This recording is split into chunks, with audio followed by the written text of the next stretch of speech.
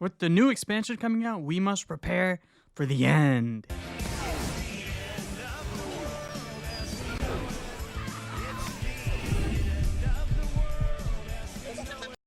In all seriousness, no, Endwalker comes out in about 3 months, and I wanted to make a little checklist so we can be prepared for Endwalker when it does come out. So without further ado, let's get right into the video. Before I bring up any of these points, I just want to make it clear that none of this stuff is mandatory before Endwalker. You could literally do none of this stuff and still be good for Endwalker. So don't feel forced to do any of this stuff if you don't feel like you would enjoy it. I'm just bringing this up because it may enhance your experience or make it better. And also, we still have 3 months, like I said, so this might be something you can do in the meantime while you're waiting for Endwalker. First thing I wanted to mention was recapping the story, because if you're anything like me, you started Shadowbringers in 2019, that was 2 years ago, so some of the details you might have forgotten. The last thing you want to happen is going to the moon, getting all hyped, and then forgetting something about the story and being like, wait, what? That happened?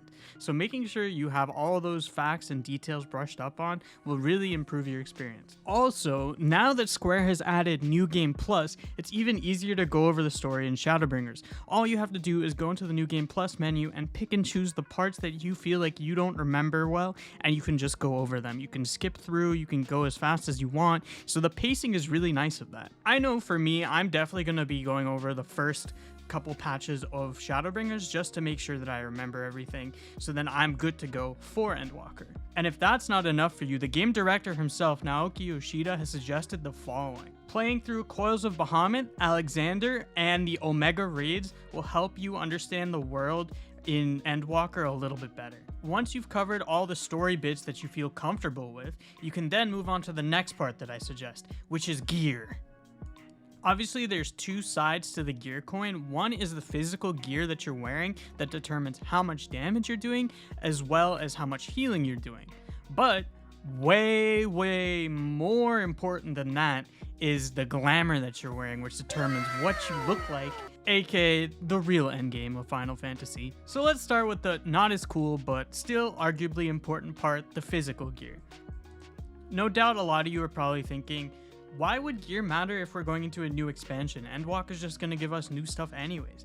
But my thought is that if you want to go through the beginning of the story as smooth as possible and make it as easy on yourself, getting that gear will help you initially. Obviously, you'll be replacing it later on, but in the beginning, it'll make a difference. We'll do armor first. So there's two routes to getting armor. Either you go the guild route or you go the effort route. If you go the guild route, what you want to do is buy Exarchic gear off the marketplace, and then you have to upgrade the Exarchic gear to get it to 520.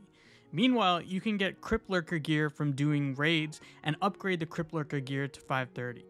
Additionally, in Zadnor, you can get Blades gear, which ends up being 525 if you want to go for something outside the raid gear. So either way, one costs skill, one costs effort doing raids. So depending on which way you want to go, you can do that. And then in terms of the weapon you can get from the Relic weapon series, because that's going to be best in slot if you complete the whole entire Relic weapon series. For me personally, I'm probably just going to get Crypt Lurker gear on my Dark Knight as well as the Relic weapon on my Dark Knight, because I love my Dark Knight and that's probably what I'm going to main in Endwalker. And then the other jobs I want to try out, I'll probably get Exarchic gear from and maybe get the Relic weapon if I have time. Right, so let's move on to the Glamour portion. Now's the best time to get that set you've always wanted to make your character look absolutely badass. And it's really important that you do that now, I would say, as Square Enix said that they are changing the values of undersized parties and doing it unsynced. So making sure that you get that done just in case something happens is really important. But on the topic of gear, also collecting gear for the new up-and-coming classes in case you want to try them will set you up quite nicely. With the new Healing Sage job coming out, you might want to prepare an extra set of healing gear so that you can get right into that job. Additionally, if you want to try the Reaper class, that class looks so cool, by the way. I am so hyped for a Scythe class. I've been waiting for one. I played Sork in BDO, so the Scythe is really cool for me.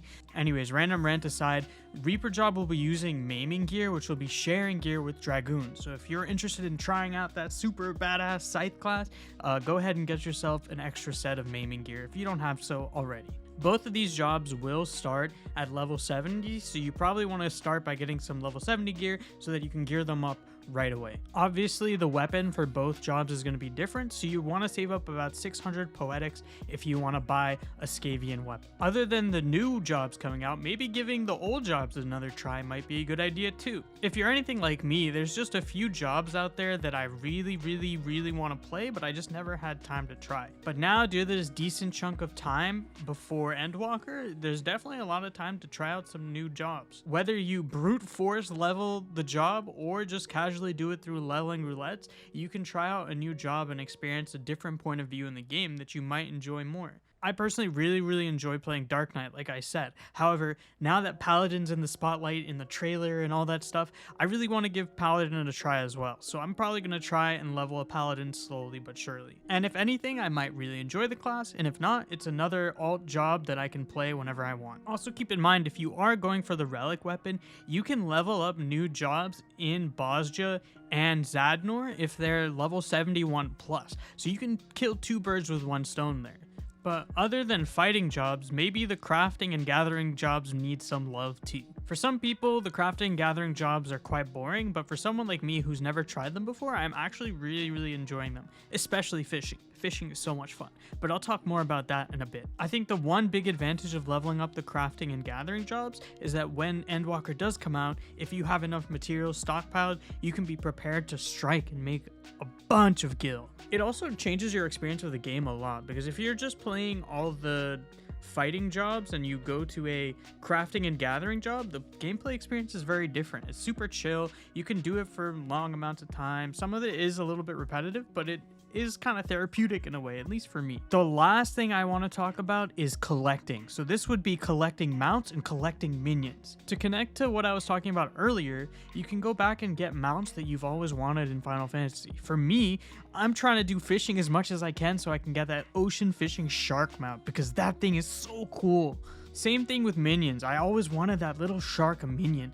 You can tell by now I really like sharks. They're pretty cool. So those were the 2 things I've been really going for. And the reason I'm talking about this, even though this seems pretty obvious, is that when Endwalker comes out, there's going to be so much more content, so many other things you might want to collect that you might not have as much time as you do now to collect those items. So now's the best time to strike, as you have the most amount of time. The last thing I want to mention is something pretty cool I found on Reddit. So it was an Excel spreadsheet of a checklist that you can complete before Endwalker. Credits to Reddit user Evening Misa here. I didn't make this myself. I found this. I thought it was pretty cool, so I wanted to mention it. So this little handy dandy checklist has some things I talked about, some things I didn't talk about, but in general, it's a really great way to keep track of things you want to complete before Endwalker comes. Some examples are stuff like the story checklist, currency, inventory, spring cleaning kind of things, gear prep, and even crafting prep. So it has a lot of cool stuff, and if you're interested in that, I'll put a link in the description.